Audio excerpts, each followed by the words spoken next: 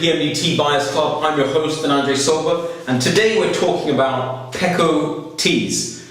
Anyone who knows anything about Pekoe is about to get a big learning experience, because some Pekoes look like this, and then some Pekoes look like this. And this is why you guys watch this show, or should be watching this show if this is the first time you're tuning in, because this is what we aim to teach you at PMD. So, Pekoe grade teas. I've got 3 teas today, away from the usual 4 that we've done in some of the other episodes. 3 teas, 3 different elevations, and teas look very different tastes in the cup, but hopefully we'll see some good standards that we can offer to you guys on the website. So the first tea I've got is from Norelio.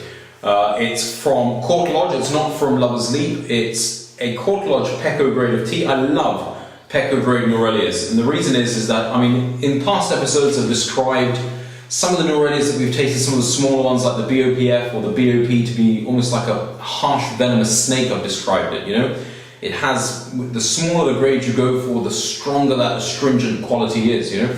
Whereas with the Pekoes or the FBOP grades of the Norelias, I find them to be a lot more mellow, but you are getting that mentholated eucalyptus kick, but it's just a subtle kick, you know. It's not too strong, it's not that harsh venomous snake. So I've got a nice Court Lodge here today. Let's see if it can beat the Lover's Leap that we have on the website. Then I've got an Elden Pekoe from Lumbeini district, which is in Limula. And I'll give you an interesting story about the first ever Pekoe tea that I saw when I come onto this. And then I've got a tea from deep down south in the Dananjaya region from Lumbeini estate, which I think is one of the best estates in Sri Lanka. But I'm getting ahead of myself. Let's start off with the Court Lodge Pekoe to begin with. And let's have a look at the leaf. So here we go with the Court Lodge Pekoe. It's larger. It's a nice and large leaf. This is a typical Norelia Pekoe grade of tea. Now, I don't know if you guys can see this on camera, and I hope you guys can. The leaf has a little green hint to it. It has a green hint that is typical of a Norelia tea. If you remember back to some of the episodes where we've done the BOPs and the BOPFs, you always find a little green tinge to these leaves. This is typical of a Norelia. This looks like a very good Pekoe, actually. I'm going to give it a quick sniff. Let's give this a sniff. There's a wonderful eucalyptusy smell coming from this. The aroma isn't as strong as some of the smaller grade teas that we've tasted, but that's to be expected because the leaf is a lot larger. Let's have a look at the actual infusion itself. Well, the infusion is very bright, has that coppery tinge to it, that greenish coppery tinge. This looks like a very good infusion. I'm looking forward to tasting this tea. I think they've done a very good job with this tea. Let's have a go at having a look at the cup colour itself now. The cup colour is light, it's bright, it's thin in body, which is typical of the Norelia teas that we've tasted and the ones that you tend to find. You've got a nice cup colour there. Let's give this one a go.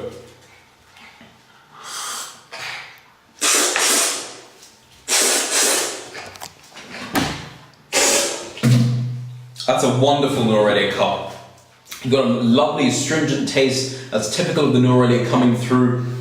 You've got the notes of the eucalyptus, the notes of the mint. This is a very well made tea. I'm very surprised at this tea. It has a lovely flavour. Bear in mind, it is outside of the season at the moment as well. But this is a very nice tea. If you guys have tasted the Lover's Leap on the website, I think the Lover's Leap that we have there, it just has a bit more of an edge because you've got the seasonal characteristic, which you won't find in this tea because, of course, it's out of season. So if you want to taste a good Norelia Pekoe, check out the Lover's Leap because you're getting that seasonal X factor. So moving on to the Elden Hall. The first time I ever looked at an upcountry Pekoe, I'll never forget it. I was in the tasting room and someone opened a tin of Somerset Pekoe, and it was seasonal. It was around sort of end of Feb, early March time. We were in the middle of the Limula season. I remember this tin being opened, and the smell of this Somerset was something that just it knocked me for a six. And my first question was, "Wow, what is that?" And they said it's a Somerset Pekoe tea. And to be honest, I think it's one of the best seasonal teas, if not seasonal Pekoes, that I've ever tasted. So I'm not expecting that from this tea here because we are out of the season. But Somerset is in a similar region to this one. This one is grown in Linula. Somerset is grown in Nanoya, which is the sub-district just above Linula. So Linula, Falabakele, then Nanoya. This looks like a wonderful upcountry Pekoe. Now you'll notice that the leaf is a lot smaller. That's because the manufacture that's carried out in upcountry uses rollers and also rotor vanes. And when you use rotor vanes, you're going to get a smaller leaf grade. So this is a smaller leaf grade Pekoe, which is typical of teas that come from upcountry, especially from the upcountry manufacturer. One thing you'll find with this tea is that it'll be a lot lighter to the BOPs or the BOPFs. So you'll get the same flavour, the same characteristic, but you'll get a lighter cut. So if you're looking for a nice all-day type of tea, usually these upcountry Pekoes work quite well as that. So let's have a look at the actual infusion itself. To be honest, the actual infusion doesn't look too good. It's a bit dull. You don't have that brightness in the leaf, you don't have that coppery tinge to the leaves either. It's a bit dull, it's a bit lacking in colour. I'm going to give it a quick sniff. It's got a earthy, soily note, which is typical. I've said this before, it's very typical of those Falabakele teas. Falabakele Linula have that earthy note to them, and this tea here, this is typical of that. Let's have a look at the actual cup itself. The cup is very bright actually. The cup's very bright.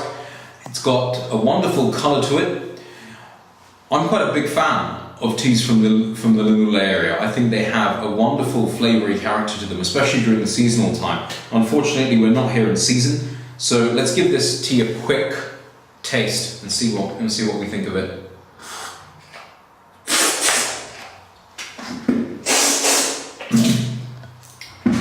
Yeah, I'm not too impressed with that tea. There's not really a lot there to it.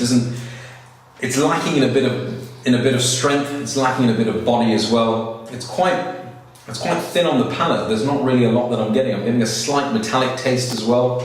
So I have to admit, I'm not too impressed. I have to admit actually, some of the teas that we've seen from the Muller recently, and that especially the ones that we've reviewed on this show, if you guys can remember back to the Queensbury, I haven't been too impressed. So if anyone in Falabakele Plantation is watching, you've got to step your game up, guys. You've got to step it up, because some of the teas that we've seen here, they're not as good.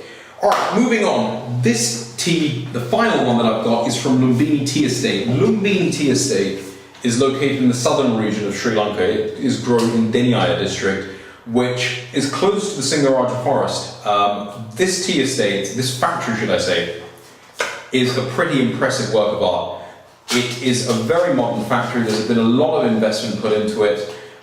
Some things that you won't see in some of the upcountry estates they have here, so they've got an amazing colour sorter that they employ on the factory there, which gives, which stops the fibre, which stops any sort of, brown leaves coming into their tea. So usually when you look at a Lumbeini leaf, it's very black because they have a very good colour sorter and they make a quality tea. I'm a big fan of Lumbeini teas, so I'm expecting a lot from this. Let's have a look at the actual leaf itself. Well, straight off the bat, guys, just as I said, the tea is very black. You can see this has a wonderful roll on it, very black tea. It's just beautifully made. It feels wonderful on the hand, looks beautiful on the eye, true to grade. This is what a Pekoe tea should look like. So this is a wonderful tea to actually be able to observe. Let's give this a quick sniff. Wow, typical Dananjaya tea, typical of Lumbeini, very strong. You can just feel a big you can just feel that it's waiting to hand you a big malty ripe hook into your mouth. It's going to be a strong, brisk tea. I'm really looking forward to tasting this tea. I absolutely love Dananjaya teas. Let's have a look at the leaf itself. Well, the actual leaf itself has a slight green tinge to it. It's not as bright as I'd like it to be, but you are getting some brightness in the leaf. You can see there's a little greenish tinge. Let's give it a quick sniff. You're getting wonderful chocolatey mocha malty notes coming out of this tea. I'm really looking forward to tasting this tea. I think this tea has been this has been made well. Now, if I bring the cup over, have a look at this cup, guys. This is what we call creaming. Now, creaming is a desirable characteristic. It's where you almost get this sort of film on the top of the cup. Now, that's something that sort of indicates a very good cup. So let's go ahead and let's have a taste of this tea.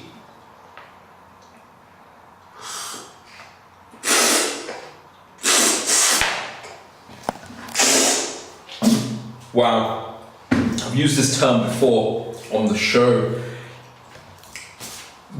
Big right hook of malt. It's the first thing that you feel on the tip of your tongue and on the side of your palate. Big right hook from, what did we call them the other day, K-Rock? Malty Mike. Big right hook in your mouth from Malty Mike. But then you're getting this sort of caramel flavour in the mid to back palate. You're getting flavours of chocolate as well. This is a very nice tea. This is a tea that, you know, you can add a bit of milk just to take a bit of the edge off, or if you'd like to have strong tea, you could have this alone. I think this tea would go very well with maybe a nice, strong tasting soft cheese. You want something that's very salty, and I think this kind of tea would go so well with it. I think a strong tasting soft cheese, or maybe even a very strong tasting cheddar. Maybe something grown up, produced up in the Highlands would go very well with this tea. This is a very nice tea.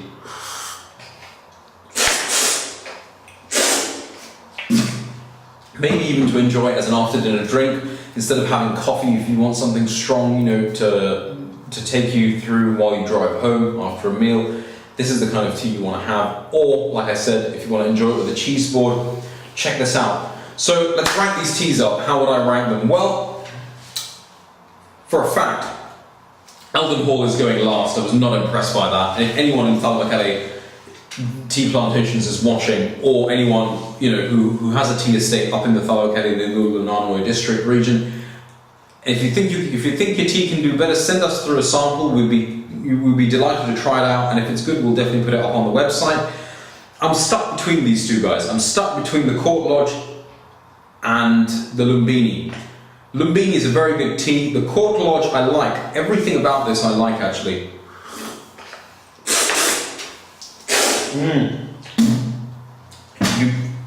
Everything about this Court Lodge I'm liking. However, does that Court Lodge, is it better than what we currently have? That's the big question.